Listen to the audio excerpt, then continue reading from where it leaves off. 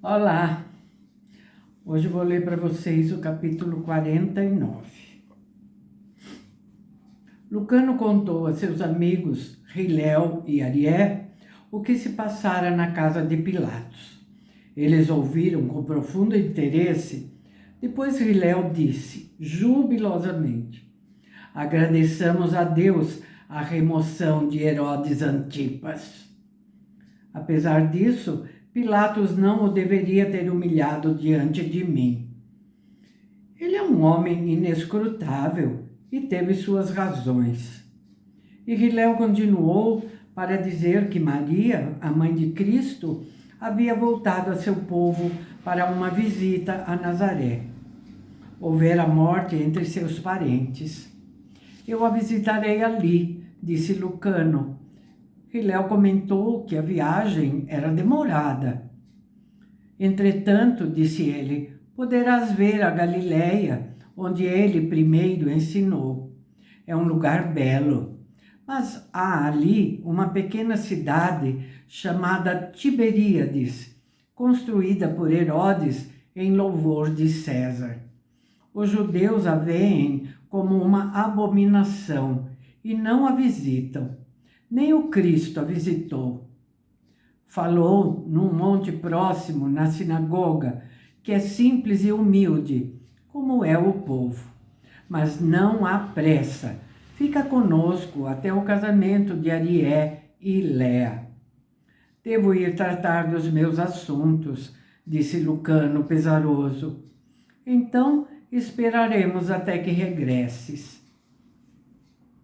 Naquela noite, ao ficar sozinho, Lucano escreveu o que ouvira de Pilatos e de Herodes Antipas sobre Jesus.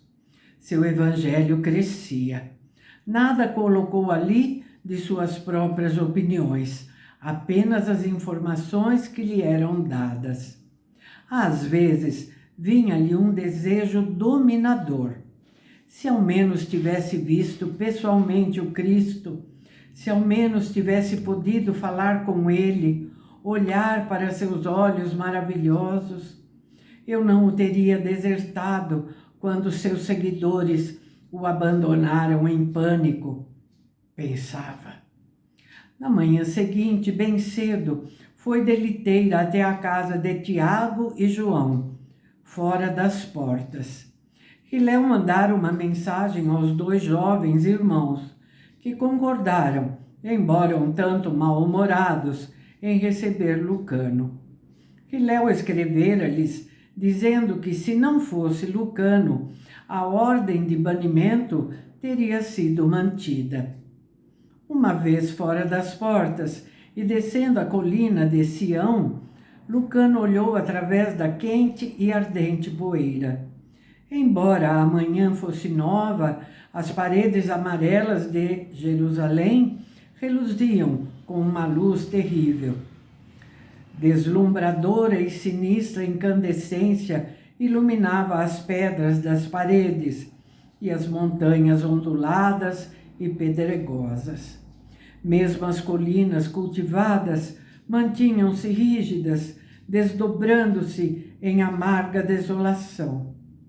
As casas amontoadas, fora das muralhas, subiam pela montanha, de um tom cinza amarelado e ardente à luz. A maior parte delas era pobre, com pequenos retalhos de jardins empoeirados, palmeiras, pinheiros, oliveiras e árvores frutíferas a arquejar em torno delas. Jamais Lucano vira a terra tão ressecada, tão árida, tão cheia de pó. Os servos que levavam a liteira começaram a arquejar quando subiam uma das colinas e pararam, finalmente, aliviados, diante de uma pequena casa amarelada, ainda mais pobre do que as outras. Um jovem estava de pé nos degraus, a expressão sombria, esperando em silêncio, a fronte carregada.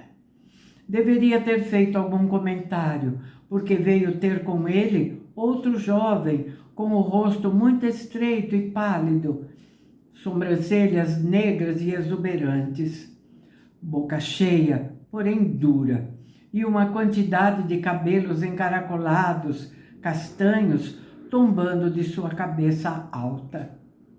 O primeiro homem estava vestido de cinzento e trazia por cima desse traje um manto verde. O segundo usava um traje de tom amarelo fosco. Ambos pareciam muito pobres. Nada disseram quando Lucano desceu da liteira. Apenas ficaram a olhar para ele, ali, de pé. Sou Lucano, médico e hóspede de Hilel Ben Anran, disse Lucano, tentando sorrir diante do olhar formidável, combinado, que os outros haviam fixado nele. Vós me esperáveis? Os dois entreolharam-se. O mais velho não tinha o rosto tão estreito quanto o do irmão, porém mostrava um nariz longo e fino, barba, cabelo escuro e boca mais delgada.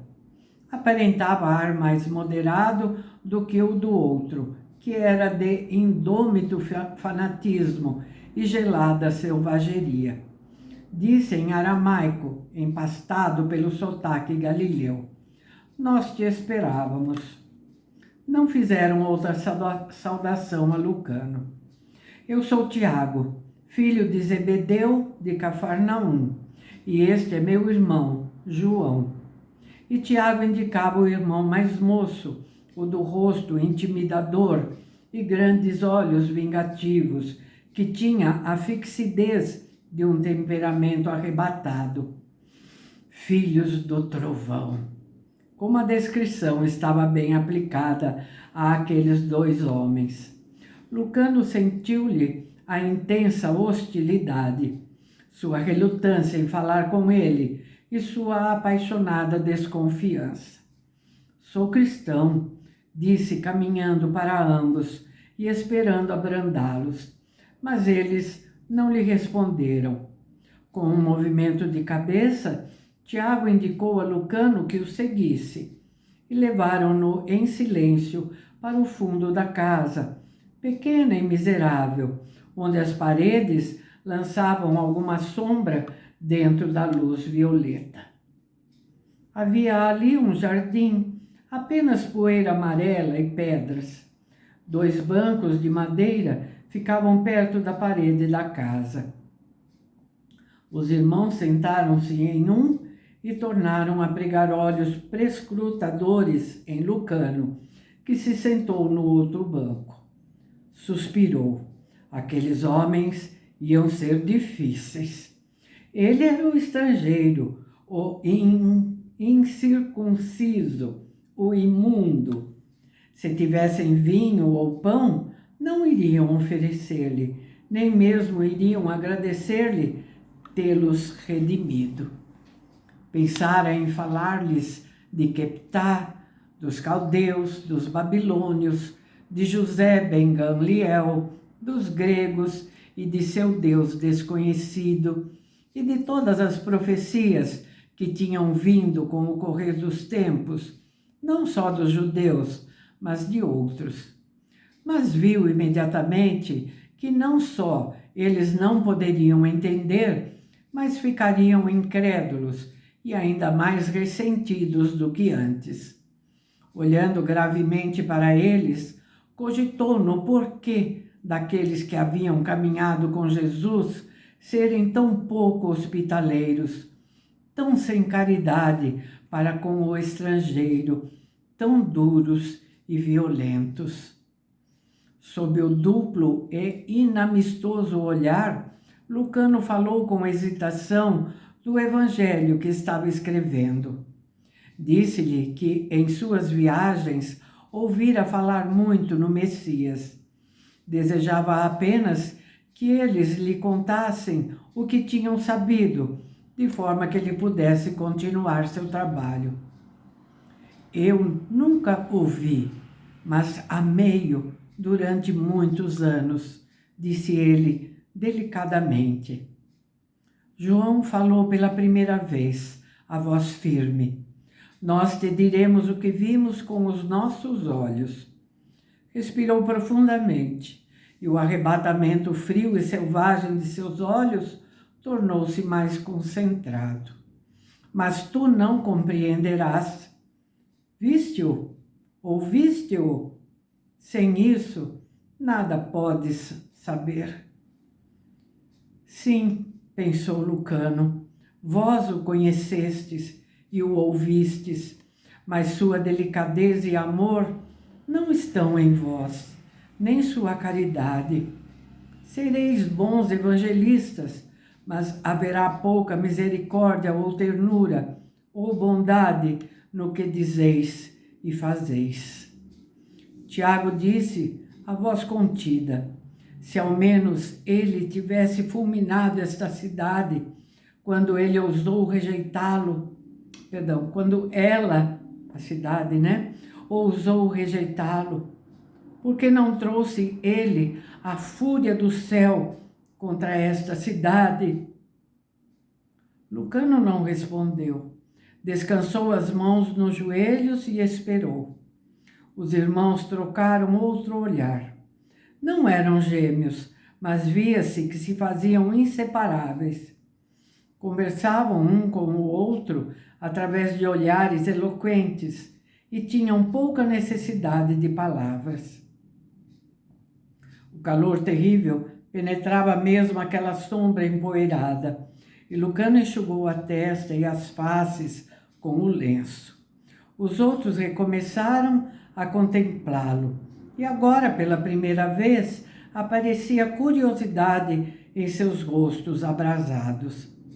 A calma de Lucano, sua gravidade, a beleza de seu semblante, o azul sereno de seus olhos tinham começado a impressioná-los e a diminuir um tanto sua animosidade natural pelo estrangeiro. Foi João, o mais jovem, que começou a falar em frases curtas e relutantes. Mas depois de algum tempo, foi tomado por um arrebatamento incontrolável. Seus olhos adquiriram luz vívida e interior, e ele fixou-os no céu ardente. Eloquência surgiu em sua voz. No princípio era o Verbo, e o Verbo estava com Deus, e o Verbo era Deus. Louvado seja o seu nome. Nele estava a vida, e a vida era a luz dos homens. João falou dos milagres de Cristo, de seus ensinamentos, de João Batista. Quando estava falando sobre a selvagem veemência de João Batista, sua voz tomou uma qualidade lírica e enfática. Ali estava alguém que falava de cólera e vingança de Deus contra os incréus, do julgamento que viria, de proclamações apavorantes. Ali estava um que advertia, que não falava de misericórdia. O apaixonado cidadão do deserto, o comedor de mel, agreste e gafanhotos, o vociferante, barbado, seminu diante de Deus, estava próximo do coração de João. Ele apertava as mãos finas contra os joelhos e estremecia de deleite e júbilo. Eu tive grandes revelações, exclamou ele, batendo nos joelhos com os punhos. Do dia do julgamento, das tremendas coisas que acontecerão, dos ferventes poços do inferno, dentro dos quais as almas perversas cairão como flocos de neve, de querubins e serafins vingadores, dos bons e dos maus que serão separados pela eternidade, da cólera de Deus e dos condenados perpetuamente. Eu próprio escreverei sobre essas coisas. Sim, sim, disse Lucano, abrandando-o, mas eu vim para saber das palavras dele e de seus milagres. Não gostava do fulgor terrível nos olhos do jovem João. As narinas dilatadas de João estremeceram. Ele estava tendo as mais pavorosas visões com seus olhos interiores e regozijava-se com elas vingativamente. Teve um sobressalto ao ouvir a voz de Lucano e olhou para ele como um cego. Tiago disse: nosso visitante perguntou sobre as palavras de Deus e sobre seus milagres entre os homens. Fomos testemunhas. Continua. Assim, João, cujos gestos tornaram-se mais eloquentes, mais arrebatados, disse a Lucano o que ele desejava saber. O tempo passou sufocante com o calor e a poeira irritante, e Lucano ouvia com toda a sua alma. A voz de João tomou tonalidades triunfantes de júbilo. Quando outros, falando de Cristo, tinham palavras de amor e terna alegria, João falava com crescente exaltação e poder. Às vezes, não se podia conter e levantava-se, pondo-se a andar de cá para lá, o rosto estreito, flamejante. Parecia crescer em estatura e força, caminhando da sombra de um tom violeta forte para a ainda mais forte fulguração da luz, de forma que suas feições mostravam-se iluminadas e ensombradas alternativamente. Suas mãos, a um momento obscurecidas e a outro momento assemelhando-se a mãos feitas de chama. Eu acho que eu não vou conseguir ler inteiro, não. Acho que vai ficar muito longo. Vamos ver.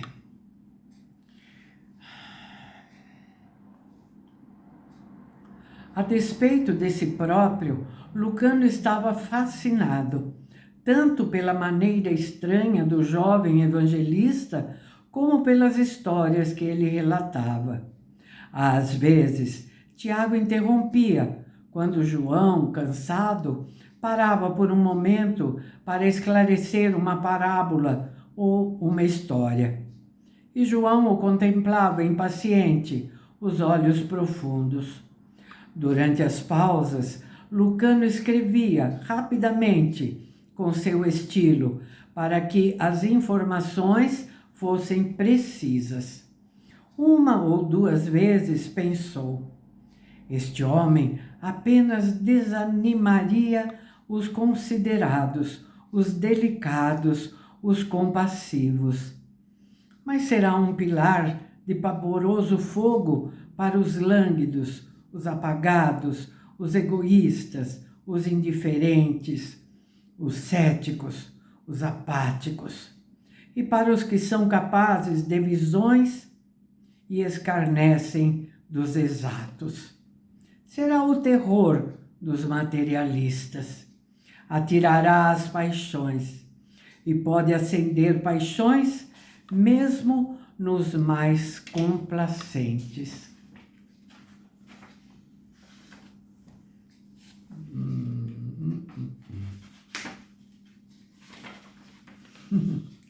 Não sei se eu leio tudo ou não. Acho que eu vou deixar para terminar no próximo vídeo. Senão vai ficar muito longo. Depois vocês vão brigar comigo.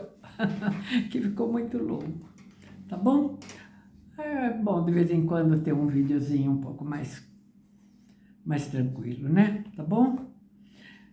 Então é isso. Continuamos no próximo vídeo. Tá bem?